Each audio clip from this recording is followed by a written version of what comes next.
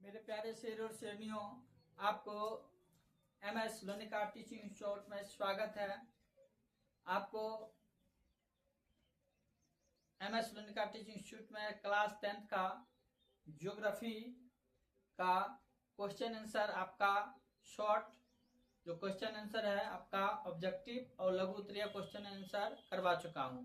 आज जो आप लोगों का जो क्वेश्चन आंसर होने वाला है आपका दीर्घ उत्तरीय होने वाला है। कौन सा होने वाला है? दीर्घ उत्तरीय, जो प्राकृतिक संसाधन से चैप्टर से ज्योग्राफी से आपका संबंधित है। तो अब हम लोग जो इसमें जो विस्तार से आपका होता है दीर्घ उत्तरीय में आंसर देना है, उसका आज हम लोग आंसर कर पाएंगे। ठीक है, तो आप लोग इसी प्रकार से MS लोनिका टीचिंग इंस्टीट्यूट पर, ठीक है ना, प्यार बनाए रहिए और अपने तैयारी को अच्छा बनाते रहिए। ठीक है ना, जरूरी है कि आप लोग इसी प्रकार से मेहनत करें और 2026 का एग्जाम में अपना परचम लहराएं, अपने गांव समाज और अपना नाम रोशन करें। जय हिंद मेरे प्यारे शेर और शेरनियों। तो चलते हैं अपने क्लास की ओर। ठीक है, तो देखिए आपका दीर्घ उत्तरीय जो क्वेश्चन है आपका इस प्रकार से है। पहला जो दीर्घ उत्तरीय आपका जो क्वेश्चन है आपका जो है, जल क्रांतता कैसे उपस्थित होती है, मृदा अपरदन में इसकी क्या भूमिका होती है। देखिए क्वेश्चन आपका है जल क्रांतता, ठीक है, कैसे उपस्थिति होती है और मृदा अपरदन में इसकी क्या भूमिका होती है, इसके बारे में बताया गया है। ठीक है, तो हम लोग इसका आंसर जो कर पाएंगे किस प्रकार से, देखिए ध्यान सब लोग समझेंगे और समझना और सीखना भी है, क्योंकि हमको आंसर करना होगा। ठीक है ना, इसलिए इसको आंसर कैसे कर पाएंगे इस बात को समझना। कहता है जल क्रांतता, जल क्रांतता का मतलब हुआ पानी। क्या है? पानी। कहता पानी जो होता है, अगर हम लोग फसल में अगर पानी डालते हैं उसे हम लोग सिंचाई बोलते हैं। ठीक है ना, क्या बोलते हैं? सिंचाई।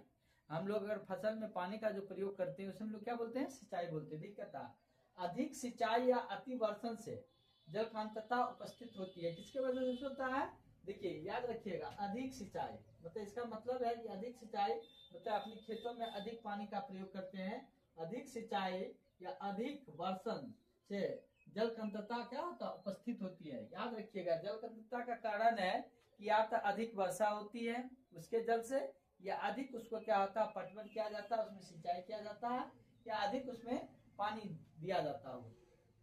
कहता है मृदा अपरदन में इसकी भूमिका यह होती है कि, मृदा अपरदन की बात किया जा रहा है कि मृदा अपरदन में इसकी भूमिका यह होती है कि मृदा में लवणीयता तथा क्षारीयता की वृद्धि हो जाती है। मृदा में क्या होता है? लवणीयता या क्षारीयता का क्या हो जाती है? वृद्धि हो जाती है। किसके वजह से? पानी फसलों में अधिक होने से, मतलब सिंचाई अधिक होने से। ठीक है, चाहे वो सिंचाई, ठीक है ना, बारिश की वजह से हो या पटवन के माध्यम से हो, माध्यम चाहे जो भी हो। ठीक है ना, अब पानी अधिक पड़ता है तो वो लवणीयता क्षारीयता में क्या होता है? वृद्धि हो जाती है। कहता है इस कारण भूमि का निम्नीकरण हो जाता है। इस कारण क्या होता है?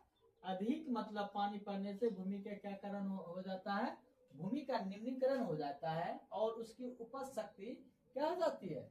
उपज शक्ति छिन्न हो जाती है। यानी कि उपज शक्ति छिन्न हो जाने का मतलब कम पड़ जाती है। ठीक है ना, टूट जाती है, कमजोर हो पा जाती है, छिन्न शक्ति छिन्न हो जाती है। कहता परिणामतः अन्न की कमी होने लगती है। क्या होती है? अन्न की कमी होने लगती है। याद रखिएगा, अधिक सिंचाई भी कभी कभी क्या होता है?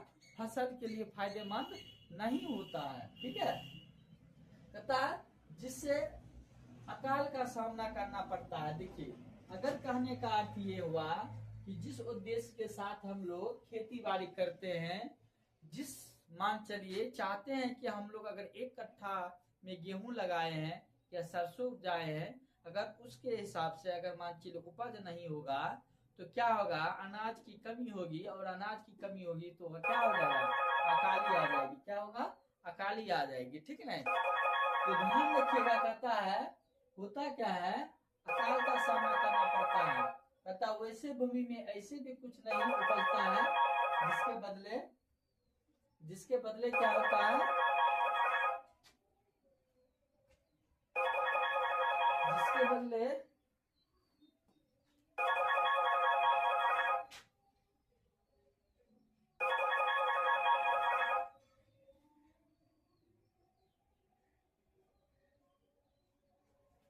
तो करता करना पड़ता, वैसे भूमि में ऐसा कुछ भी नहीं उपजता जिसके बदले खाद्यान्न प्राप्त किया जा सके। ऐसी निम्नीकरण वाली भूमि आधुनिक मानव सभ्यता के लिए विकट समस्या है। कहता मानव सभ्यता के लिए यह एक चुनौती है, लेकिन यदि मानव को जीवित रहना है तो सभ्यता को कायम रखना है। सभ्यता को क्या रखना है? अगर मानव को जीवित रहना है तो सभ्यता को कायम रखना होगा। ठीक है, सभ्यता को कायम रखना होगा। इस चुनौती को स्वीकार करना पड़ेगा। कुछ ऐसे उपाय करने होंगे कि भूमि फिर से उपजाऊ बन जाए। रासायनिक उर्वरकों को त्याग कर जैविक खाद का उपयोग करें। किसको? जैविक खाद को उपयोग करें। ठीक है ना, क्योंकि हम लोग अगर जैविक खाद का उपयोग करते हैं, इससे क्या होता है, हम लोगों को क्या होगा कि जो बीमारियां जो अधिक होती है, ठीक है ना, वो हम लोगों को कम होगा। क्योंकि अगर हम खाद के रूप में अधिक रासायनिक को छिड़काव कर पाते हैं, जैसे खाद हो गया, बीज हो गया, स्प्रे हो गया, इससे क्या होता है, वही चीज हम पुनः अपने शरीर में उस रूप में लाते हैं। अगर मान लिया अनाज में मान चले गेहूं में 2 स्प्रे कर दिए, मकई में 3 स्प्रे कर दिए, मान लीजिए सब्जी में स्प्रे कर दिए, उसमें जो हम लोग कीड़ा मारने का जो रसायन उसमें जो प्रयोग किए हैं, ठीक है ना, कीड़ा मारने के लिए जिस रसायन का हम लोग प्रयोग किए हैं, वही रसायन पुनः हम लोगों को दोबारा क्या होता है, उस सब्जी के रूप में खाना पड़ता है, जो हम लोग को धीरे धीरे धीरे धीरे शरीर को क्या करता है, प्रभावित करता है। इसलिए जो रासायनिक चीज होता है उस पर हम लोगों को नहीं के बराबर प्रयोग करना चाहिए, हमें जैविक खाद का उपयोग करना चाहिए। जैसे कहता है पहले दलहन और तिलहन की खेती की जाए, उसके बाद गेहूं या जो बोया जाए, धीरे धीरे कुछ वर्षों बाद ऊपर भूमि को निश्चय ही उपजाऊ हो जाएगी। वे जैसा बता उन उपायों का अपनाने से वह खेत अवश्य ही उपजाऊ हो जाएगा। उसे खेत जलग्रांता हो ही नहीं। इसके लिए आवश्यक है कि सिंचाई कम की जाए और उसके खेत में, ठीक है ना, कहता है खेत में जलग्रांता हो ही नहीं, इसके लिए आवश्यक है कि सिंचाई कम की जाए। ठीक है, उस खेत में वैसी फसलें लगाई जाए जिन्हें कम जल की आवश्यकता होती हो। और दूसरी बात यह है कि यदि वर्षा जल उस खेत में एकत्र होता है तो उसे खेत से निकालने का भी प्रबंध किया जाए। ठीक है, तो आपका ये था जलग्रांता कैसे उपस्थित होती है, इसका आंसर था, और इसको हमने बड़ा विस्तार से समझाने का प्रयास किया। ठीक है, आशा है कि आप लोग समझे भी होंगे, और अच्छा लगता है, जैसा भी क्लास लगता है तो आप लोग अपना कमेंट कर सकते हैं। ठीक है ना, आपको क्लास कैसा लगता है, अपना विचार रख सकते हैं। ठीक है ना, कहता है मृदा संरक्षण पर एक निबंध लिखिए। देखिए मृदा संरक्षण की बात किया जा रहा है, आप लोग गौर दीजिएगा, से समझिएगा इसको। मृदा संरक्षण का बात किया जा रहा है, तो मृदा संरक्षण के निबंध की बात किया जा रहा है। किस पर बात किया जा रहा है? मृदा संरक्षण के निबंध पर बात किया जा रहा है। कहता है मृदा संरक्षण पर निबंध लिखने के पहले हमें यह जानना आवश्यक है कि मृदा है क्या। देखिए गौर कीजिए, मृदा संरक्षण पर निबंध लिखने के पहले हमें यह जानना आवश्यक है कि मृदा है क्या। पृथ्वी के अंदर पाई जाने वाली सभी मिट्टी मृदा नहीं है। सोचिए, कहता है पृथ्वी के अंदर पाई जाने वाली सभी जो मिट्टी है वो आपका मृदा नहीं है। मृदा मात्र पृथ्वी की ऊपरी परत को ही कहते हैं जिसकी गहराई अधिक 20 से 30 सेंटीमीटर तक होती है। देखिए जो मृदा है आपको पृथ्वी के ऊपरी परत पर जिसकी गहराई का अधिक 20 से 30 सेंटीमीटर तक होती है, उसी को हम लोग क्या बोलेंगे? मृदा बोलेंगे। पृथ्वी पर उतनी ही गहराई तक की मिट्टी को मृदा कहेंगे जितनी गहराई तक कृषि कार्य होता है। देखिए कहता है पृथ्वी पर उतनी ही गहराई तक की मिट्टी को मृदा कहते हैं जिसकी गहराई तक कृषि क्या होता है? कार्य होता है। इसका अर्थ हुआ कि सभी मिट्टी मृदा नहीं है। सभी मिट्टी क्या है? मृदा नहीं है। मृदा किसको कहेंगे? जहां तक क्या होता है, हम लोग खेती बाड़ी करने के लिए मिट्टी का क्या करते हैं? जुताई खुदाई करते हैं। ठीक है, इसका अर्थ हुआ कि सभी मिट्टी मृदा नहीं है, लेकिन सभी मृदा मिट्टी है। लेकिन सभी मृदा मिट्टी है। ठीक है, यानी कि सभी मिट्टी मृदा नहीं है। यहाँ से देखिए, सभी जो मिट्टी है मृदा नहीं है। सभी मिट्टी क्या है? मृदा नहीं है, लेकिन सभी मृदा मिट्टी है। ये बात को याद रखिएगा, बहुत इंपॉर्टेंट लाइन है आपका। सभी मिट्टी क्या है? मृदा नहीं है, लेकिन सभी मृदा क्या है? मिट्टी है। पृथ्वी की ऊपरी सतह ही मृदा है। पृथ्वी की ऊपरी सतह क्या है? मृदा है, जिससे कृषि कार्य किया जाता है। क्या किया जाता है? कृषि कार्य किया जाता है। पता है क्षरण भी उसी को होता है। क्षरण भी किसका होता है? ऊपर वाला ही मिट्टी का होता है और मृदा का ही क्षरण होता है। उसका संरक्षण आवश्यक है। संरक्षण मतलब उसका क्या है? बचाव आवश्यक है, उसका संरक्षण आवश्यक है। तथा मृदा की क्षरण के कई कारक, ये सभी कारक प्राकृतिक हैं। जैसे कहता है तेजी से बहता हुआ जल। देखिए प्राकृतिक क्या कारण है? जो तेजी से बहता हुआ जल, वेगवान पवन, ठीक है। वेगवान पवन का मतलब बहुत तेजों का पवन। वेगवान पवन कहने का मतलब क्या, बहुत तेजों का जो पवन होगा वह है वेगवान पवन। उसके बाद है हिमानी सामुद्रिक लहरें, इन्हीं से सुरक्षा करने का मृदा संरक्षण, ठीक है ना, कहते हैं। कहता मृदा संरक्षण के अनेक उपाय हैं, जिनमें से जहां जिसकी आवश्यकता पड़ती है वहां उसका उपयोग किया जाता है। कहता है गुरुत्व बल के कारण पहाड़ी ढलान की मृदा वर्षा जल के साथ बह जाती है, ठीक है। या गुरुत्व बल के कारण क्या होता है, पहाड़ी ढलान की मृदा वर्षा जल के साथ वो बह जाती है। इसके लिए बांध या मेर बनाया जा सकता है। बांध या क्या बनाया जा सकता है, मेर। बांध और मेर बनाया जा सकता है। पड़ती परिखेत अर्थात खाली खेत से पवन मृदा को उखाड़ कर स्थानांतरित कर देता है। इसका कारण मृदा अपने मूल स्थान से हटकर कहीं अन्यत्र चली जाती है। इससे बचाव का उपाय है कि खेत को कभी खाली नहीं रखा जाए, या तो उसमें कोई फसल लगी रही हो या कम से कम घास ही लगा दी जाए, ठीक है ना। मतलब खेतों को खाली रखने की बात नहीं, या तो उसमें फसल हो या नहीं तो कोई घास उस लगा दिया जाए। खेत के चारों ओर वृक्ष लगा देने से भी पवन मृदा को नहीं उड़ा पाता है। देखिए अगर खेत के चारों ओर वृक्ष लगा देने से क्या होता है, पवन जो मृदा है उस मिट्टी को उड़ा नहीं पाता है। इसी से यह लाभ मिलता है कि वृक्ष के पत्ते सड़क और मृदा में ह्यूमस की वृद्धि करते हैं। हाँ जी, हरित क्रांति के सफल हो जाने के पश्चात सभी किसान रासायनिक उर्वरक के साथ कीटनाशी दवाओं को धड़ल्ले से उपयोग करने लगते हैं, ठीक है। आगे हम लोग क्वेश्चन आंसर करेंगे। अब ये आपका लास्ट क्वेश्चन आंसर है दीर्घ उत्तरीय का, ठीक है। तो यहाँ पर हम लोग करेंगे इसका। देखिए क्वेश्चन क्या है, देखिए ध्यान से। आपका क्वेश्चन नंबर 3, भारत में अत्यधिक पशुधन होने के बावजूद भारतीय अर्थव्यवस्था में इनका योगदान लगभग नगण्य है, स्पष्ट कीजिए। नगण्य शब्द का अर्थ होता है बड़ा छोटा इसका योगदान है। क्या है, बड़ा छोटा इसका योगदान है, ठीक है। मतलब भारत विश्व में सबसे ज्यादा पशुधन वाला देश कहलाता है। भारत आपको विश्व में सबसे ज्यादा पशुधन वाला देश कहलाता है, फिर भी इसको अर्थव्यवस्था में बहुत ही छोटा योगदान है। इसके बारे में स्पष्ट करने के लिए बात किया जा रहा है, जो बहुत ही महत्वपूर्ण है, ठीक है। मेरे प्यारे और शेर और शेरनियों, क्लास का एंजॉय बनाइए, मजा लीजिए और आराम से क्लास कीजिए, बिल्कुल फ्री बिंदास के रूप में, ठीक है। तो ध्यान दीजिए, आपका जो है क्वेश्चन है, भारत में अत्यधिक पशुधन के बावजूद भारतीय अर्थव्यवस्था में इनका योगदान लगभग नगण्य है, स्पष्ट करें। कहता यह सही है कि भारत में अत्यधिक पशुधन है। बिल्कुल सही बात है कि भारत में अत्यधिक पशुधन है, क्योंकि भारत में पूरे विश्व में सबसे अधिक पशुधन है। यह बिल्कुल क्या है, सही बात है। क्या है, बिल्कुल सही बात है कि भारत में अत्यधिक पशुधन है, लेकिन इसके बावजूद यहाँ की अर्थव्यवस्था में इनका योगदान लगभग नगण्य है। यहाँ तक ये भाषा ही है, आगे पॉइंट होगा आंसर का, समझे। तो ध्यान दीजिएगा।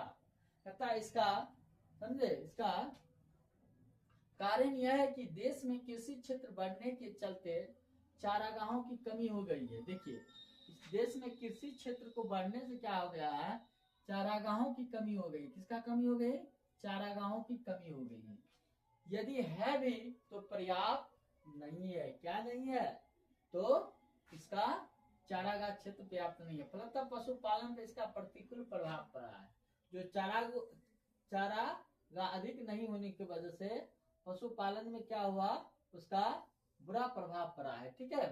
पहले सवारी के लिए घोड़ा, बैलगाड़ी, भैंसा, गाय आदि साधन होते थे। आप पता कीजिएगा अपने दादा लोगों से, पहले के समय में, ठीक है ना, जो सवारी किया जाता था वो बैलगाड़ी का होता था, घोड़ा का सवारी हुआ करता था, ठीक है ना, जो अभी आपको कहीं कहीं देखने के लिए मिलेगा, ठीक है। लेकिन सभ्यता के विकास के कारण आज मोटर गाड़ी जैसे जीप कार, ठीक है, जिन पर सवारी की जाती है। बैलगाड़ी और भैंसा गाड़ी का स्थान ट्रकों ने ले लिया है, ठीक है ना। बैलगाड़ी और भैंसा गाड़ी पर जो भारी बर्तन सामान ढोया जाता था उसका स्थान आज के समय में ट्रकों ने ले लिया है। अब छोटे छोटे कस्बों और कहता है बाजारों तक ट्रक सामान पहुंचा देते हैं। पहले कृषि कार्य में खेत की जुताई के लिए हल का प्रयोग होता था, ठीक है ना। अभी भी कहीं कहीं हल का भी प्रयोग अभी भी होता है, और आदि अमूमन तो ट्रैक्टर से हो जाता है, लेकिन कहीं कहीं आपको खेती किससे होता है, हल से भी होता है। जिससे बैल या भैंस खींचते थे, जिसको कौन खींचते थे, हल से बैल या भैंसा खींचते थे। सिंचाई भी मोट या राहत बैल ही खींचते थे। तथा तेल पेरने में बैल का उपयोग होता था। तेल पेरने में किसका प्रयोग होता, बैल का उपयोग होता था। लेकिन आज सभी का काम मशीनों से चलित मोटर या जनरेटर चलाकर सिंचाई कर ली जाती है। ट्रैक्टर तो माल ढोने के लिए साथ साथ यात्रा करने के काम में आ जाते हैं। फलतः बैल पालन या भैंस पालन की ओर लोग उदासीन हो गए हैं। क्या हो गए हैं, उदासीन हो गया। मतलब इस पर आप इतना बैल पालने का या भैंसा पालने के बाद लोग न्यूट्रल हो गए हैं, उदासीन हो गए, इस पर आप ज्यादा ध्यान देना छोड़ दिया गया है। आज केवल गाय और भैंस तथा आज केवल गाय और भैंस को ही पशुधन माना जाता है। केवल गाय और भैंस को ही पशुधन माना जाता है और उसी का पालन होता है। यदि गाय बाछा देती है तो भैंस पारा देती है, तो उनके पालना लोग बोझ समझने लगते हैं। ठीक है, केवल छोटे किसान बैल और भैंसा रखते हैं। अतः कहना चाहिए कि भारतीय अर्थव्यवस्था में पशुधन का उपयोग नगण्य आवश्यक है, किंतु समाप्त नहीं है। ठीक है ना। तो कहने का अर्थ अब जो हो गया है, भारतीय अर्थव्यवस्था में जो पशुधन की जो स्थिति है वो पूरी तरह से समाप्त नहीं हुई है, वह नगण्य अवस्था में आ गई है, एक छोटा रूप में आ गया है। अब बहुत जो छोटे छोटे किसान होते हैं, छोटे तबके के किसान, वैसे किसानों के द्वारा आप मान लीजिए बैलगाड़ी हो गया, भैंसा गाड़ी हो गया है, या भैंस पालन या गाय का पालन बहुत छोटे छोटे किसानों के द्वारा किया जाता है। ठीक है, तो आज आपका ये 3 क्वेश्चन आंसर जो डिटेल्स बचा हुआ था वो आज आपको पूरा करवाएं। ठीक है, तो आपको इसी प्रकार से हम लोग धीरे धीरे क्या करेंगे, आपको सारा क्लास करवाएंगे। ठीक है ना। आपको मतलब सेशन आने से पहले आपका ये आपका क्वेश्चन आंसर होगा, PYQ होगा, मॉडल सेट होगा, ऑल सब्जेक्ट आपका तैयारी होगा। सिर्फ आप लोग इस चैनल पर शेयर करने का प्रयास करें, अपने दोस्तों को अधिक से अधिक जोड़ने का प्रयास करें। आप लोग जितना अधिक से अधिक बच्चों को जोड़ने का काम करेंगे, उतना हम लोगों को MS लोनिका टीचिंग जो इंस्टीट्यूट को ग्रुप टीचर है वह मन लगा के आप लोगों को तैयारी करने का काम करेंगे। तो इस प्रकार से आप लोग प्यार बनाने रखिए MS लोनिका टीचिंग इंस्टीट्यूट पर, और अधिक से अधिक मित्रों के पास इसको शेयर कीजिए ताकि हम सभी टीचर टीम आप लोगों के लिए जोरदार मेहनत करते रहें और आप लोगों को 2026 का एग्जाम में टॉपर्स बनाने का काम करेंगे। जय हिंद मेरे प्यारे शेर और शेरनियों।